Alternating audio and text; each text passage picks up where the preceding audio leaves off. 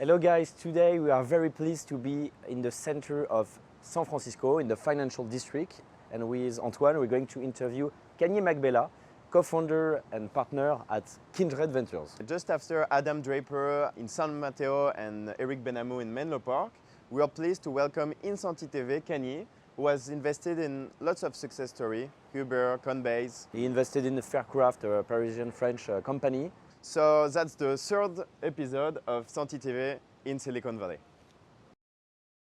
Welcome to ITV, Kanyi. It's a real pleasure to be here today in Kindred Ventures office in San Francisco. And basically, we are going to interview the co-founder of Kindred, Kanyi Maqubela. Maybe you can give us a few words about Kanyi's background? For sure. Originally, you came from Soweto in South Africa. You've moved to the US as a refugee. You studied in philosophy at Stanford University and were a part of two really interesting companies. The first one is Stang, and on one block of the grid, the both were acquired. So it's a real pleasure to do the interview with you, Kanyi, today. So let's get started directly. Yes. The podcast video will be divided into two parts. The first one will be focused on your background, and the second one on venture capital. Sounds good. Sounds really good. First question for me, Kanyi. I saw on LinkedIn that you dropped out of Stanford. What motivated you to do that? Well, this was 2006-5, so it was before it was very popular to drop out. It was before it was a meme, and I did to work on a startup. And I went to work on a startup because I was caught up with the idea of technology, the emergence of the sort of rebirth of the internet. Web 2.0 is what we called it. And I just saw so many of my most dynamic, nerdy, creative friends wanting to tinker around with, with new software. And so I ended up going to join a startup, Stang. I was the second hire at the company right before the seed round. And it was a little bit of a startup boot camp that made me fall in love with startups. I unfortunately ended up going back to Stanford, and so it's not quite as glamorous as the kids these days look for. But I do think that the post-bubble wave had so much cultural change, and a big part of it was technology change, but another part of it was what does it mean to go out and be successful as a young person. Like, that was when Y Combinator was founded, that's when Facebook was founded, when social started to emerge. So it was really the beginning of a new era in the technology ecosystem. And what drew you into venture capital? Venture capital, there's a joke, and it's a joke because I come from a family of teachers, and I cherish the power of teaching, but those who can't do, teach. And so entrepreneurship is like teaching. Okay, nice. No, but on a serious level, I love startups. I love being involved with them. And I realized that I was probably a better coach than player. So, I was more of a Jose Mourinho type coach than a Zidane type of coach. And so I loved the tactics of the game. I loved the strategy of the game. And I could recognize talent, and I wanted to nurture it. And so when I had an opportunity to advise companies, I was happy to do it. And when that morphed into becoming part of a fledgling venture capital firm, I jumped at the opportunity, and then a decade plus happened. We don't want to be intrusive, but we're going to ask you a very simple question. Can you tell us about your greatest success professionally and personally? I would say my greatest, of course I accept. My greatest success, well, there's a thin way of talking about greatest success, which is probably, investment that I'm most proud of. And I've been very lucky, over the course of the last decade to have been part of some amazing startup journeys. At my prior firm, we were, in the Series A of Reddit, and we were in the Series A of Lyft, and the seed round of Upstart, and so we've seen a number of companies, come public. And since I've been working with Steve, we've seen some really interesting companies in the AI space and the crypto space that have changed culture. And so I've been lucky to have had some professional success from an investment standpoint. But the truth is, I'd say that my greatest professional accomplishment, on some level, mirrors my greatest personal accomplishment, which is finding a really great business partner. Nice. And it's finding somebody who compliments you, pushes you, challenges you in just the right way, and where 1 + 1 = 3 is one of the greatest things you can do as a business person. And personally, I would say the same too. It's my wife.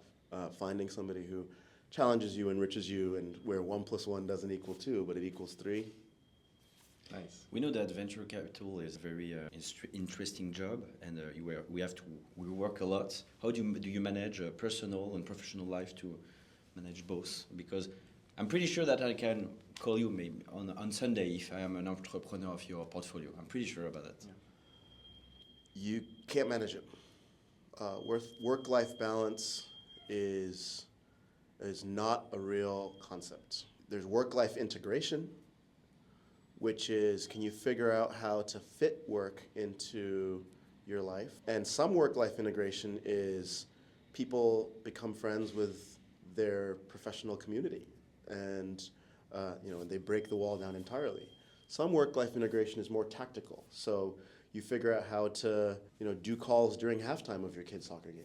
You figure out how to do a lot more email and asynchronous work. You figure out how to do it in the evenings, when people have gone to sleep. But I think that work-life integration is really important because for this type of work, venture capital, yes, and startups, certainly, it's all consuming. And it kind of has to be all consuming because it's both so competitive, but also because you're forging as a founder and supporting as an investor the creation of something from nothing. That's really hard. You can't just come in at 9, punch in, do it for a little bit, and then go have some wine at 4. Like, you got to do that all in, right? You talked about success, but with François, we also like to hear about anti-portfolio, as we call it in French. I'm sure in the US the same. What kind of company passed and later became a real success, but unfortunately you missed it? Oh, man, I was pitched a company where a guy was saying he was going to build a platform where he was going to take the bid-ask spread between and basically the bid-ask spread in general, and partner with a hedge fund and market it as as a fee-free transaction, but really just monetize the bid-ask spread and sell that to consumers. And I thought it was a terrible idea. And he said, I'm going to call it Robinhood. And I was like, that's never going to work. So that was a big one. Yeah, that was a big one. The truth is, and there's others like that. The thing I'll note about anti-portfolio is a lot of the companies that we haven't invested in are companies that it's hard for me to know if I had tried to invest, if I would have been able to. So that's another thing about anti-portfolio is it's not in every case. Even if I passed, somebody else funded it, right? So it's not like I passed and nobody funded it. And so if I had tried to pursue it, would I have been successful? I don't know. So there's 2 levels of anti. Did I make the bad judgment? And if I had made the right judgment, would I have had a chance? And that's hard to know. And that list is also quite long, right? You're one of the few American VC that invest in France. We invested in the Faircraft together. That's how we get to know each other.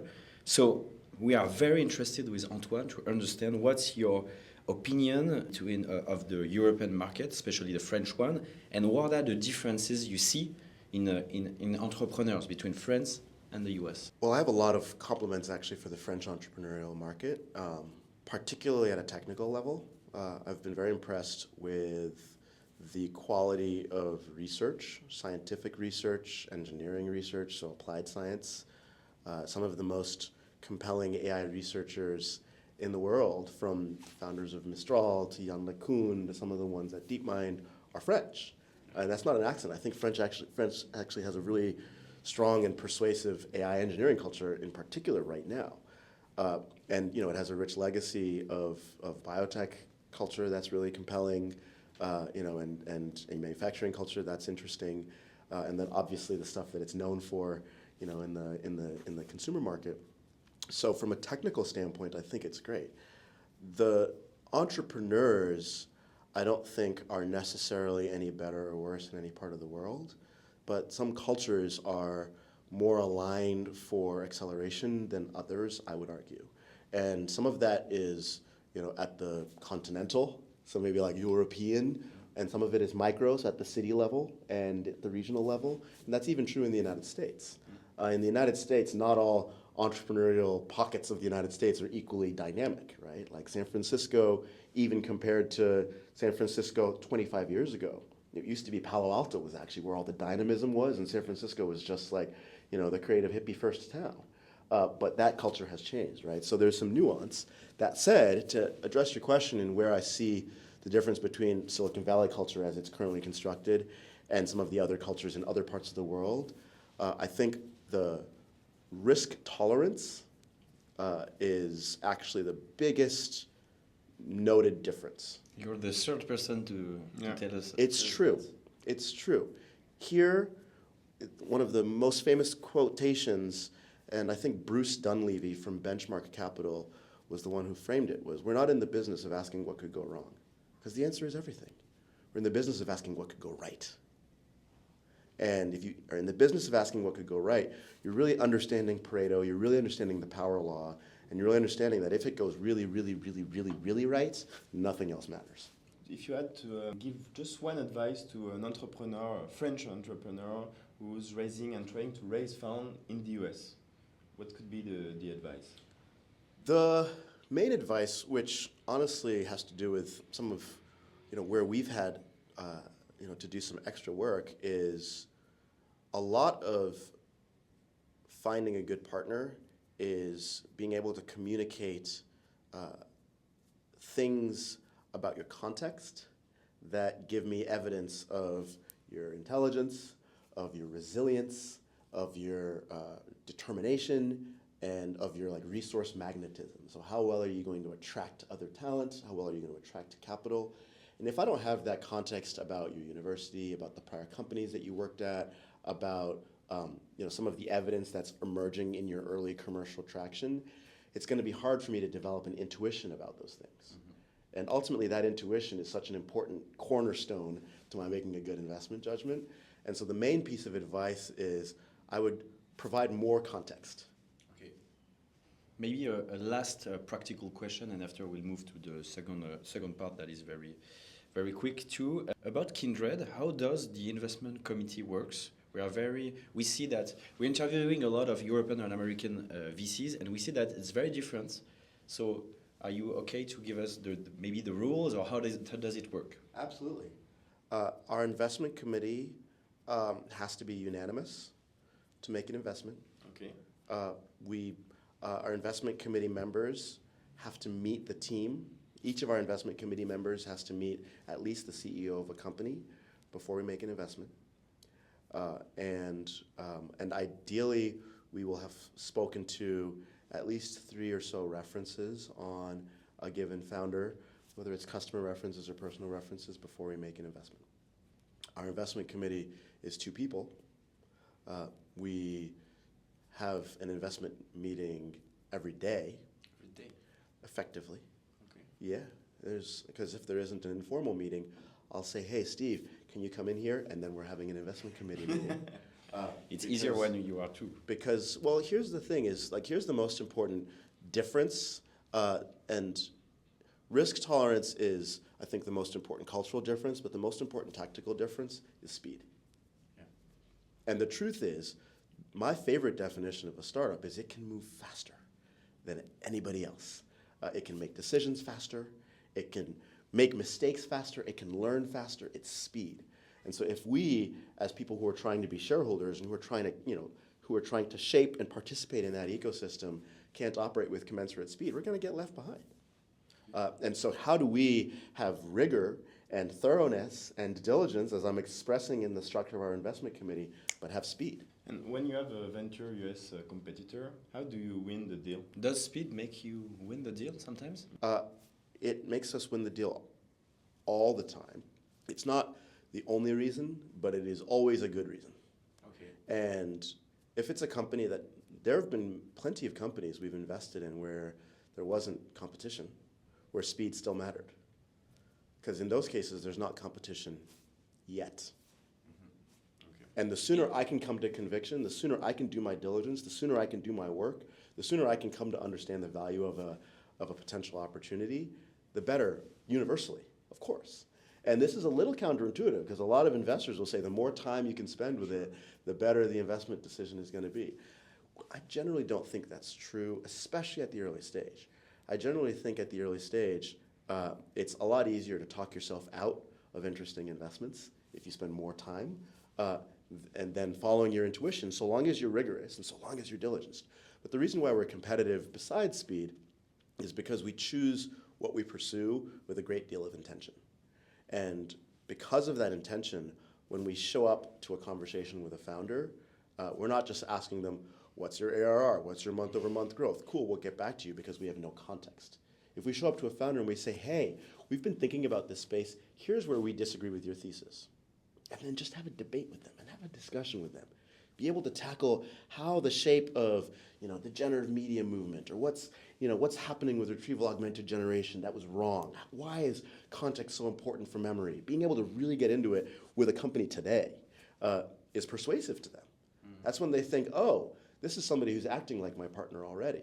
And if you do that and you do it fast, then you can be competitive. Do you know, sometimes, I understand perfectly, but sometimes French people think that when you position your very early, with all the VCs, you are kind of, I don't know the English quotation, but you're the rabbits. You're putting the first valuation, and sometimes it can be seen as not the best move. What's your opinion on that? Is that from the perspective of the company or from the perspective of who? From the perspective of the founder. Of the founder. Okay, I got a term sheet. Great. In 10 days, so I'm going to use that term sheet to shop others. Do you see that? That happens. And that happens here too. Usually, if that happens, it's because it wasn't a good offer. And if it's a good offer, then the founder's going to be persuaded by it. And a good offer, by the way, doesn't always mean a good price or like a good valuation or a big check. It can be a reasonable price from a good partner. So if I make you an offer today and you're like, ooh, I could work with you, then that night you're going to think, well, shoot, maybe I should work with you. Gosh, like you're not going to think, gosh, is there anyone in the universe that's better? Because if you think that, then I kind of suck, right? And so you got to do your work and you got to show up really compelling. And you have to make a really strong pitch, right? Let's move to the last part. So the second part is more about Kindred. All your investment techniques. You invest in seed or pre-seed at the early stage, and you're mainly agnostic. So in your portfolio, every types of verticals. So a first question would be, what's your perspective on France and Europe as markets for innovation, and particularly in venture capital? I think that U.S. venture capitalists are the best in the world because of a lot of the cultural stuff I was just telling you about. Like, I'm not afraid to be the rabbit. I'm okay, taking a little bit more risk. I think I need to do the work up front and not wait and not stretch the work out over a long period of time. But I think that culture is rapidly changing. And I think that a lot of the most competitive firms globally are expressing that perspective. I think that the firms like Peak 15 in India and Hongshan in China, and firms like EQNX in France and Excel in London, like these are firms that are like really going for it, and they recognize that it's almost gauche to say, but aggression is a quality unto itself, and the U.S. investor is the most aggressive in the world, and so I think that as that becomes more of a globally understood trend, because we work in service of founders. Like, we're not the masters of industry because we have the money. The founders are the masters because they own the future. And so we're trying to act in service of them. And so we have to be aggressive because we're earning the right to be in the room with them, right? And I think that culture is starting to change, but I think that's where there's some ecosystem difference. Can you wear now your founder's hat, founder of Kindred hat, and what is the, very, very schematic question, but what is the plan and what is the strategy for Kindred to grow? Kindred is, in some ways, not growing as a feature. And by not growing, I mean we're going to make more investments, we're going to raise new funds, but we're not trying to become a multi-stage firm. We're not trying to become a firm with 50 partners that does every investment up and down the alphabet, everywhere in the world with 50 different offices. We like being a speedboat. We like being a small, concentrated team with 3 or 4 partners that can have investment committee with a conversation that can move quickly and be dynamic. That said, we continue to have ambitions, and we have global ambitions. And part of expressing those ambitions is finding great partners in other geographies who we can co-invest with. It's finding great companies wherever they show up in the world and being able to productively invest in those. And it's having some of our early successes, companies like Uber, companies like Coinbase, some of our more recent successes, companies like Perplexity and Tala, continue to grow, become enduring companies in the public markets, and have those founders represent to the market that we were their rabbit, right? That's ultimately where I think the growth should come, is if the most iconic founders of the future are the ones that are speaking about our contribution to them in the early days, even when they don't have to anymore. That's, I think, going to be the best input on our growth. Makes sense. One last question, but not least. Back the time you supported Barack Obama, and we discussed a bit before the interview. Today things have changed, and there are lots of founder and VC partners who actually are supporting Trump, and particularly in the Bay. What's your view of that? The first view is, I personally think there have been three major political eras, maybe four, but three, in the United States in the last 40 years. The Reagan era, the Obama era, and the Trump era. I think that Bush and even Clinton were more of the Reagan era. And I think Obama was his own era in some sense, and of course Trump is his own era. If you were 22 in 1980, Reagan was the most interesting thing in the world. Kennedy in 1960, right? Like the Kennedy era, right? Like, and obviously that one was cut short. But if you were the right age at that time, it was just so interesting and so different and magnetic, and in some ways even like risky and fresh. Trump represents that to a lot of people, and there's something about that has caught the zeitgeist. I think, like with all prior eras, and just like with anything that touches the broad market, these things cycle in and out. And I think these things cycle in and out, and there are certain things that remain true, and the principles that remain true are the ones that I'm always attracted to protecting. And in the United States, there are certain sets of foundational principles that I'm very, very interested in that have attracted me to this country. And I think that those principles are true in and as the cycles evolve, and hopefully are resilient. So while the current administration operates in a way that's quite different, and maybe even polar opposite to how the Barack Obama era reacted, America's still America. For some people that's always been a complicated thing, and for some people that's a simple thing, and for me it's a simple thing. As a conclusion, three very small and short questions. Could you name one book you appreciate? Can you name one person that is an inspiration for you? And then, and as a conclusion, can you name someone we should definitely interview, a VC in the US? So book, inspiration, and VC. Book, Doing Capitalism in the Innovation Economy by Bill Janeway. He is an economist at Cambridge University and was vice chairman at Warburg Pincus. He talks about the value of bubbles. And the famous saying is, a crisis is a terrible thing to waste. A bubble is a terrible thing to waste.